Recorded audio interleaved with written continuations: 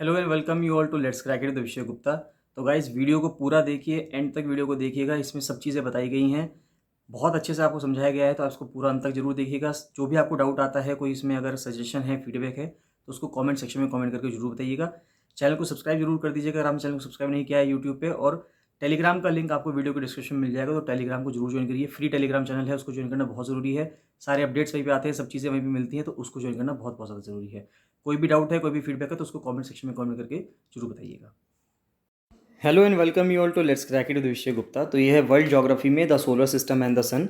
इसके ऊपर हम लगातार वीडियोस बना रहे हैं, लगातार यूनिवर्स को कवर करने की कोशिश कर रहे हैं, तो इन सब चीज़ों को कवर करते रहेंगे एग्जाम पॉइंट ऑफ व्यू से। गाइस लगातार वीडियोस को देखते रहिए, जितनी भी वीडियोस आती हैं सभी को अंत तक जरूर देखिएगा, जिससे कि जितनी भी चीज़ें आपको बताई गई हैं, समझाई गई हैं, सबकी सब आप समझ पाएँ। और अगर आपको नोट्स बनाने हैं तो आप इनको नोट्स भी बना सकते हैं, और बाकी अगर आपको डायरेक्टली ये नोट्स चाहिए तो आप डायरेक्टली नोट्स ले भी सकते हैं। गाइस बताना चाहूँगा आपसे कि आप यूट्यूब चैनल सब्सक्राइब जरूर कर लीजिए अगर आपने अब तक सब्सक्राइब नहीं किया है। फ्री टेलीग्राम चैनल भी है, तो उसको जरूर से जरूर ज्वाइन कर लेना। एफआरओ मेंस के लिए टेस्ट सीरीज चल रही है। आरओ सचिवालय का कंप्लीट प्रिपरेशन बैच चल रहा है। अगर आपने इस बैच को ज्वाइन कर लिया तो इससे उत्तराखंड में होने वाली आगे जितनी भी परीक्षाएं हो रही हैं उन सभी को आप कर पाएंगे। डेली करंट अफेयर्स आते हैं, उनके आप पीडीएफ्स ले सकते हैं, और डेली एमसीक्यू टेस्ट प्रैक्टिस भी चल रही है, आप उसको भी ज्वाइन कर सकते हैं। सबको ज्वाइन करने के लिए आप 7665804421 पर कॉल या मैसेज कर सकते हैं। चलिए स्टार्ट करते हैं। सोलर सिस्टम ये हम काफ़ी चीज़ें पढ़ चुके हैं, काफ़ी चीज़ें हम कवर अप कर चुके हैं इसमें। अगर आपने पिछली वीडियोस नहीं देखी हैं तो आप उसको जरूर देख लीजिएगा। और आज हमें पढ़ना है, यहाँ से पढ़ना है सरफेस से। तो इससे पहले हमने ये देख लिया था, सन के बारे में हम समझते आ रहे थे। तो इसमें हमें आगे पढ़ना है सरफेस और सतह से। देखते हैं, सूरज की सतह हम देख रहे हैं। तो जिस तरह से प्लैनेट अर्थ की एक सॉलिड सरफेस है, यानी कि हम प्लैनेट अर्थ की सरफेस पे खड़े होते हैं, उसी प्रकार से सन की एक सॉलिड सरफेस नहीं है।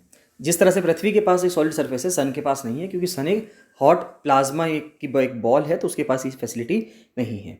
Sun does not have a solid surface like earth and the other rocky planets and moons. जिस तरह से चंद्रमा है, मून है, क्या नाम है, धरती का मून है या धरती है, और जो रॉकी प्लैनेट्स हैं जैसे कि मरकरी है, अर्थ है, मार्स है, वीनस है, तो जितने भी रॉकी प्लैनेट्स हैं उसकी तरह इन सभी प्लैनेट्स में रॉक्स हैं, एक सरफेस है जिसकी ज़मीन के ऊपर आप खड़े हो सकते हैं। सन पे ऐसा नहीं है। The part of the sun commonly called its surface is the photosphere. तो वो सन का हिस्सा जिसको हम बेसिकली कह देते हैं कि ये सन की सतह है, वो फोटोस्फेयर है। The word photosphere means light sphere which is apt because this is the layer that emits the most visible light. तो लाइट स्फेयर कहते हैं फोटोस्फेयर को, और ये वो सरफेस है, उसका नाम जो फोटोस्फेयर रखा गया है वो इसलिए रखा गया है क्योंकि यही वो पार्ट है जो सबसे ज़्यादा रोशनी हमें प्रोवाइड करता है। It is what we see from earth with our eyes. तो अब ये इंपॉर्टेंट बात है, ये आपको समझना होगा कि डायरेक्टली सन को कभी नहीं देखना चाहिए, क्योंकि आंखें ख़राब हो जाएंगी अगर आप सन को डायरेक्टली देखेंगे। तो with the help of a telescope या और जो एक इक्विपमेंट्स आते हैं, आप उनके हेल्प से देखें, नेक्ड आई से कभी मत देखें। Although we call it the surface, the photosphere is actually the first layer of the solar atmosphere. हम उसको फोटोस्फेयर को कह तो रहे हैं कि सूरज का सरफेस है वो, जबकि वो सूरज का सरफेस नहीं है। वो सूरज के लिए सोलर एटमॉस्फेयर की पहली लेयर है। It's about 250 miles thick with temperatures reaching about 10,000 degrees Fahrenheit, यानी कि 5500 डिग्री सेल्सियस। तो यानी कि ये 250 मील मोटाई है इसकी, और 5500 डिग्री सेल्सियस इसका टेम्परेचर रहता है। That's much cooler than the blazing core. अब कोर तो हमने देखा था कि 1.5 करोड़ डिग्री सेल्सियस तक गर्म हो रहा था। वो जो कोर है सन का, वो 1.5 करोड़ डिग्री सेल्सियस तक गर्म होता है, और यहाँ पे जो फोटोस्फेयर है मात्र 5500 डिग्री सेल्सियस हो रहा है। हालांकि वो गर्म है, लेकिन रिलेटिवली बहुत ठंडा है as comparison to the core of the sun. तो अब ये फिर भी इतना गर्म है कि ये डायमंड है, ग्रेफाइट है, उन सबको पिघला सकता है, और पिघलाना ही नहीं, उनको उबाल भी सकता है। Most of the sun's radiation escapes outward from the photosphere into the space. तो जो वहाँ की हीट है और लाइट है सन की, वो फोटोस्फेयर से बाहर निकल के पूरे जो स्पेस है उसमें फैलता है। नेक्स्ट आता है वायुमंडल, एटमॉस्फेयर की बात करें तो above the photosphere is the chromosphere, फिर क्रोमोस्फेयर आता है, उसके ऊपर बाद ट्रांजिशन जोन आता है, और फिर कोरोना आता है। Not all scientists refer to the transition zone as its own region. It is simply the thin layer where the chromosphere rapidly heats and becomes the corona. तो अब कुछ लोग साइंटिस्ट जो है वो ट्रांजिशन जोन को कहते नहीं है कि ट्रांजिशन जोन है। उनको कहना ये है कि एक पतली सी लेयर है जहाँ पे क्रोमोस्फेयर बहुत तेज़ी से गर्म होता है और वो कोरोना में कन्वर्ट हो जाता है। फोटोस्फेयर कहें, क्रोमोस्फेयर कहें और कोरोना कहें, ये सभी सन के एटमॉस्फेयर के पार्ट हैं। The corona is sometimes casually refer to as the sun's atmosphere, इसको सन का एटमॉस्फेयर कह दिया जाता है, लेकिन ये सन का अपर एटमॉस्फेयर है क्योंकि सूरज के सरफेस में और कोरोना में थोड़ा सा डिस्टेंस है। The sun's atmosphere is where we see features, जैसे कि सन स्पॉट्स हमें देखने को मिलते हैं, कोरोनल होल्स देखने को मिल रहे हैं, यानी कोरोना के अंदर कोई होल है तो वो देखने को मिल रहा है। सूरज से जो किरणें निकलती हैं, फ्लेयर्स निकल रही हैं बहुत ज़्यादा, सोलर फ्लेयर्स उनको कहा जाता है, तो वो भी चीज़ें हमें वहाँ से देखने के लिए मिलती हैं। अब सब समझेंगे हम ये सब चीज़ें होती क्या हैं, सन स्पॉट क्या होता है, सन स्पॉट का या सन का जो साइकिल है वो क्या साइकिल है, ये सब चीज़ हम समझेंगे। Visible light from these top regions of the sun is usually too weak to be seen against the brighter photosphere. तो अब इन चीज जगहों से जो लाइट आती है वो बहुत कमज़ोर होती है एज़ कम्पेरिजन टू उस लाइट से जो फोटोस्फेयर से निकल के आती है। फोटोस्फेयर की लाइट बहुत ज़्यादा ब्राइट होती है। But during total solar eclipses, जब मून कवर कर लेता है फोटोस्फेयर को, क्रोमोस्फेयर ही हमें दिखता है, वो एक फाइन रेड रिम है अराउंड द सन। मान लेते हैं ये अगर सूरज है, सन के ऊपर जब यहाँ पे चंद्रमा आ जाता है, मून आ जाता है, सन और अर्थ के बीच में जब मून आ जाता है और मून कवर कर लेता है सन के सरफेस को, तो उससे क्या होता है कि हमको जो जो मेन पार्ट है सन का वो नहीं दिखता और एक पतली सी डिस्क दिखती है बस। तो ये जो पतली सी डिस्क दिख रही है, इसी की बात यहाँ पे करी जा रही है। तो but during total solar eclipse, जब मून कवर कर लेता है फोटोस्फेयर को, क्रोमोस्फेयर जो है हमें एक फाइन रेड रिम की तरह दिखता है कि एक पतली सी रिम है around the sun, while the corona forms a beautiful white crown. और कोरोना जो है एक वाइट क्राउन बनाता है with plasma streamers narrowing outward forming shapes that look like flower petals. In one of the sun's biggest mystery, अब ये मैं आपसे पहले भी डिस्कस कर चुका हूँ कि सन की सबसे बड़ी मिस्ट्री में से ये बात सामने आती है कि कोरोना जो है बाकी और लेयर से काफ़ी ज़्यादा गर्म है, जबकि कोरोना की जो लेयर है वो सन के बास से या सन के सरफेस से काफ़ी ज़्यादा दूर है। तो आप खुद इमेजिन करिए कि ये मैंने पहले भी डिस्कस किया है। मान लेते हैं कि आपने एक आग जला रखी है, तो अगर आपने आग जला रखी है तो आग से अगर आप दूर जाएंगे तो टेम्परेचर कम होगा या ठंडा होगा? मेरे हिसाब से टेम्परेचर कम हो जाएगा, यानी कि ठंडा होने लगेगा, आपको टेम्परेचर कम लगेगा। अगर आप जो आपने बॉन फायर जला रखी है, आग लगा रखी है, उसके पास जाएंगे तो टेम्परेचर धीरे धीरे बढ़ता चला जाएगा। लेकिन सन से जब दूर जा रहे हैं तो फोटोस्फेयर का टेम्परेचर कम हो जाता है, 5500 डिग्री सेल्सियस आ जाता है।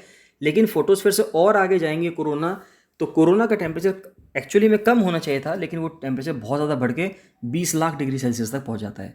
तो अब ये क्यों हो रहा है, इसके पीछे क्या कहानी है, जो साइंटिस्ट हैं वो इसी के ऊपर रिसर्च कर रहे हैं, तो अभी तक इसका कोई भी आंसर नहीं निकल के आ पाया है। तो in one of the sun's biggest mysteries, the corona is much hotter than the layers immediately below it. वो इन्होंने कहा है कि imagine walking away from a bonfire only to get warmer, कि अगर मान लेते हैं कि आप बॉन फायर से दूर जा रहे हैं और फिर भी गर्म हो रहे हैं, तो ये अपने आप में एक मिस्ट्री जैसा सवाल हो जाएगा कि एक वहाँ पे एक बड़ा मिस्ट्री हो जाएगी, रहस्य आ जाएगा कि भाई ऐसा क्यों हो रहा है। The source of coronal heating is a major unsolved puzzle in the study of the sun, कि कोरोना जो है वो किस तरह से गर्म हो रहा है, सन के बारे में जितनी भी रिसर्च चल रही है उसमें एक बहुत बड़ा ये अनसॉल्व्ड पजल है, एक ऐसा पजल है जिसको सॉल्व नहीं किया गया है। कुछ की के सन फीचर्स हैं उनको देखते हैं। सबसे पहले आता है सन स्पॉट्स। देखिए अब सन स्पॉट क्या है, सूरज के सतह पे एक इमेज के थ्रू आपको दिखाया गया है कि सन के इमेज पे मान लेते हैं ये जो एक सन पे स्पॉट पड़ रहा है, इसको हम सन स्पॉट कह रहे हैं। तो क्या सन स्पॉट क्या होता है, they look like dark holes in the sun. अब इसको ऐसा लगता है कि जैसे सूरज में कोई वहाँ पे होल है, यानी कि वहाँ पे कोई छेद है, but they are actually areas that are slightly cooler than the surrounding photosphere. अब देखिए इंपॉर्टेंट चीज़ ये है, सन स्पॉट का मतलब क्या हुआ, कुछ इस तरह से समझें कि यहाँ पे अगर ये सन स्पॉट है, यहाँ पे अगर मान लेते हैं ये सन स्पॉट है, तो इस सन स्पॉट से क्या हुआ है कि जो हीट है यहाँ से बाहर निकल गई है। जब हीट यहाँ से बाहर निकल गई तो यहाँ पे कुछ हमें काला काला दिखेगा और एक तरह से मान के चलें कि धब्बा के रूप में दिखेगा कि वो सन स्पॉट है, यानी कि सन पे एक धब्बा है, कुछ एक स्पॉट है, निशान पड़ा हुआ है। और यहाँ का टेम्परेचर आसपास के टेम्परेचर के मुकाबले काफ़ी ज़्यादा कम होगा, यानी यहाँ पे काफ़ी ज़्यादा रिलेटिवली हम बात कर रहे हैं कि रिलेटिवली यहाँ पे ठंडा होगा आसपास के क्षेत्र के मुकाबले। तो they look like dark holes in the sun but they are actually areas that are slightly cooler surrounding photosphere से। Sun spots are created where bits of the sun's magnetic field poke out from the interior into the sun's atmosphere, कि sun की magnetic field यहाँ से बाहर निकल के जाती है और सन के एटमॉस्फेयर में फिर आगे चली जाती है। Lasting from days to months, sun spots range in size from 1000 to 1 lakh miles, यानी कि 1600 किलोमीटर से लेके 1,60,900 किलोमीटर तक, यानी कि सन स्पॉट का साइज़ 1600 किलोमीटर से लेके आप मान सकते हैं कि 1600 किलोमीटर का एक सन स्पॉट हो सकता है, और यहाँ से लेके 1,60,900 यानी मान लेते हैं 1,61,000 1,61,000 किलोमीटर लंबा या इतना बड़ा एक सन स्पॉट हो सकता है सूरज की सतह पे। कोरोनल होल्स की बात करते हैं तो ये फिगर से आप देख सकते हैं कि यहाँ पे ये जो होल्स बन रहे हैं, ये जो चीज़ें बन रही हैं, ये कोरोनल होल्स हैं। तो a coronal hole is a patch of the sun's atmosphere, ये भी सन के एटमॉस्फेयर का एक पैच है with much lower density than the surrounding areas. यहाँ पे डेंसिटी की कम है। कोरोनल होल वहाँ पे होता है जहाँ पे डेंसिटी कम होती है आसपास के क्षेत्र के मुकाबले। In UV views of the sun, अगर हम अल्ट्रावायलेट व्यू देखें सन का, coronal holes appear as dark splotches, तो उसको डार्क स्प्लॉचेस के रूप में हमें दिखता है, यानी काले धब्बे के रूप में हमें दिखता है। These regions are where the sun's magnetic field lines are connected directly to interplanetary space. तो यहाँ पे ये वो रीजन है जहाँ पे सन का मैग्नेटिक फील्ड डायरेक्टली कनेक्ट रहता है इंटरप्लैनेटरी। इंटरप्लैनेटरी का मतलब वो एक प्लैनेट से दूसरे प्लैनेट का जो स्पेस होता है उसके बीच में, allowing solar material to escape out in a high speed. तो कि सोलर मटेरियल जो है बहुत तेज स्पीड से वहाँ से निकल सकता है, leaving a dark hole near the surface of the sun. तो यहाँ पे एक डार्क होल रह जाता है सूरज की सतह पर। नेक्स्ट आता है सोलर फ्लेयर्स। सोलर फ्लेयर्स क्या है कि solar flares are tremendously energetic bursts of light and particles triggered by the release of magnetic energy on the sun. तो सोलर फ्लेयर्स क्या हैं? ये tremendously energetic burst of light, यानी कि बहुत तेज़ी से यहाँ से एनर्जी निकलेगी लाइट की और पार्टिकल्स निकलेंगे जो एक मैग्नेटिक एनर्जी रिलीज होने की वजह से हुआ है। इसको आप कुछ फिगर से देख सकते हैं। इस तरह से मान के चलिए कि इस तरह से सोलर फ्लेयर एकदम से बाहर के रूप में निकलता है और बहुत तेज़ी से चलता है। सोलर फ्लेयर से ये दिक्कत आती है कि पृथ्वी पे जो कम्युनिकेशन लाइन्स हैं, सैटेलाइट है, उनकी फंक्शनिंग में बहुत ज़्यादा दिक्कतें आ सकती हैं। तो वो यही कह रहे हैं कि flares are by far the most powerful explosions in the solar system. तो फ्लेयर जो है माना जाता है अब तक का सबसे मजबूत जो एक्सप्लोजन होते हैं वो सोलर फ्लेयर्स के रूप में ही होते हैं, with energy releases comparable to billions of hydrogen bombs. यानी कि कई बिलियन हाइड्रोजन बॉम्ब, एक हाइड्रोजन बॉम्ब को फोड़ने का मतलब ये है कि आपने कई सारे न्यूक्लियर बॉम्ब या एटम बॉम्ब फोड़ दिए।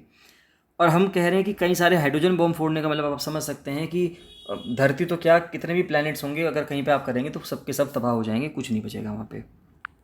तो इतनी एनर्जी सोलर फ्लेयर से निकलती है। नेक्स्ट आता है कोरोनल मास इजेक्शन की। ये अभी कुछ दिनों पहले न्यूज़पेपर में भी था, हिंदू ने भी इसको कवर किया। बहुत इंपॉर्टेंट ये है कि कोरोना से जो चीज़ें निकलती है उसको हम बोलते हैं कोरोनल मास इजेक्शन। तो कोरोनल मास इजेक्शंस या CMEs are immense clouds of magnetized particles blasted into space by the sun. तो ये इमेंस क्लाउड्स हैं उन पार्टिकल्स के जो मैग्नेटाइज हैं, यानी कि मैग्नेट का उन पर असर है, स्पेस में ब्लास्ट हुए हैं सन के द्वारा at over a million miles per hour. यानी कि उनकी स्पीड जो है वो ऐसी है कि 1 घंटे में कई मिलियन माइल्स वो कवर कर सकते हैं, often following after a solar flare, और सोलर फ्लेयर के बाद वो निकलते हैं। तो coronal mass ejections expand as they sweep through space. Space में जैसे जैसे आगे चलेंगे वो फैलते चले जाएंगे, often measuring millions of miles across. When directed at earth a CME can produce. अब देखिए धरती पे आके वो बहुत सारी दिक्कतें कर सकते हैं, औरोरास कर सकते हैं ऊपर, जिनको हम नॉर्दर्न ऑस्ट्रेलिस या नॉर्दर्न बोरियालिस कहते हैं, शॉर्ट सर्किट कर सकते हैं सैटेलाइट में, जो अर्थ पे पावर ग्रिड है वो फेल हो सकता है, और उसके अलावा ये भी हो सकता है कि जो ऑर्बिट में एस्ट्रोनॉट्स हैं उनकी जान को भी खतरा हो सकता है।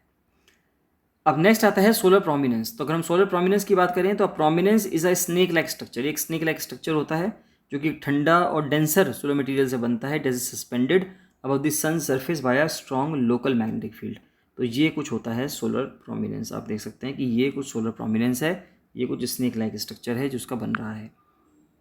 तो when they are viewed against the solar disc, और prominences can erupt when the magnetic structure becomes unstable. Prominences कब होते हैं? जब मैग्नेटिक स्ट्रक्चर अनस्टेबल हो जाता है, flinging their plasma outward in a blast called a coronal mass ejection.